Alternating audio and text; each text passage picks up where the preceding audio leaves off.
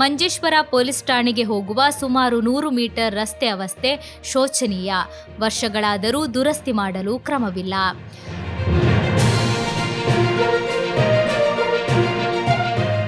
ರಾಜ್ಯ ಹೆದ್ದಾರಿಯಿಂದ ಮಂಜೇಶ್ವರ ಪೊಲೀಸ್ ಠಾಣೆಗೆ ಹೋಗುವ ಸುಮಾರು 100 ಮೀಟರ್ ರಸ್ತೆ ವರ್ಷಗಳಿಂದ ಸಂಪೂರ್ಣ ಹಾಳಾಗಿದ್ದು, ದುರಸ್ತಿ ಕ್ರಮ ಕೈಗೊಳ್ಳದಿರುವುದು ಸಾರ್ವಜನಿಕರಿಗೆ ಸಂಕಷ್ಟಕ್ಕೆ ಕಾರಣವಾಗಿದೆ.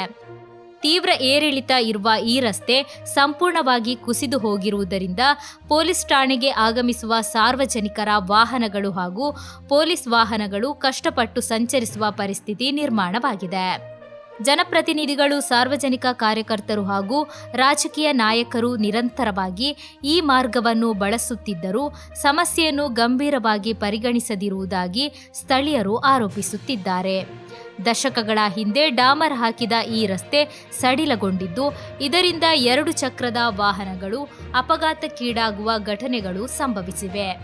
ಗಡಿಭಾಗದ ಸಮಸ್ಯೆಗಳು ಹೆಚ್ಚಿರುವ ಈ ಪೊಲೀಸ್ ಠಾಣೆಗೆ ಹೋಗುವ ರಸ್ತೆ ಕೂಡ ಸರಿಪಡಿಸಲಾಗದಿರುವುದು ತೀವ್ರ ಟೀಕೆಗೆ ಕಾರಣವಾಗಿದೆ.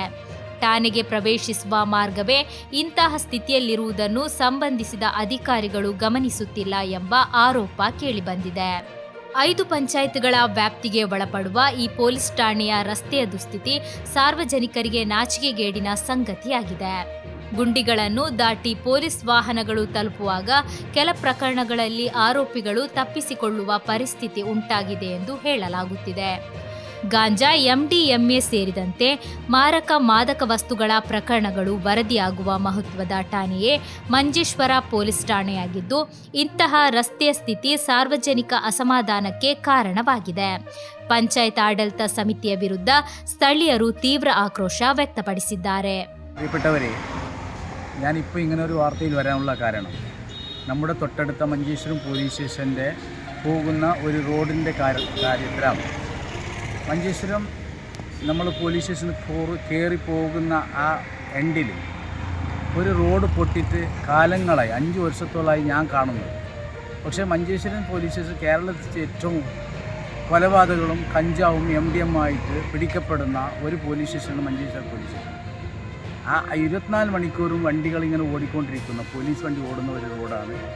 ആ റോഡിൻ്റെ ഒരു അരികിൽ പൊട്ടി അത് കണ്ടിട്ടും കാണാത്ത കൊടുത്ത എല്ലാ നേതാക്കന്മാരും, രാഷ്ട്രീയ നേതാക്കന്മാർ എല്ലാവരും, ഒരാളെ പറയുന്നില്ല, എല്ലാവരും ദിവസം തോറും കയറുന്ന ഒരു പോലീസ് സ്റ്റേഷനാണ്. എല്ലാ രാഷ്ട്രീയ നേതാക്കന്മാരും അതിൽ കയറും ആ റോട്ടിൽ.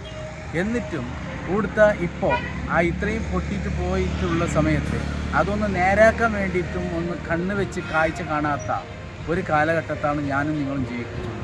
തീർച്ചയായിട്ടും വലിയൊരു അപകടത്തിനാണ് ആ ഒരു സംഭവം, ആ റോഡ് പൊട്ടിയത് വലിയൊരു അപകടത്തിനാണ് നീങ്ങുന്നത് എന്ന് പറയുന്നതിൽ ഒരു സംശയമില്ല. അതുകൊണ്ട് അതിൽ അവകാശപ്പെട്ട നിയമപാലകന്മാർ എത്രയും പെട്ടെന്ന് അത് ക്ലിയറാക്കി എടുത്തില്ലെങ്കിൽ ഇതിനു മുന്നിൽ വരുന്ന അപകടത്തിന് അവരായിരിക്കും ഉത്തരം പറയുന്നത്.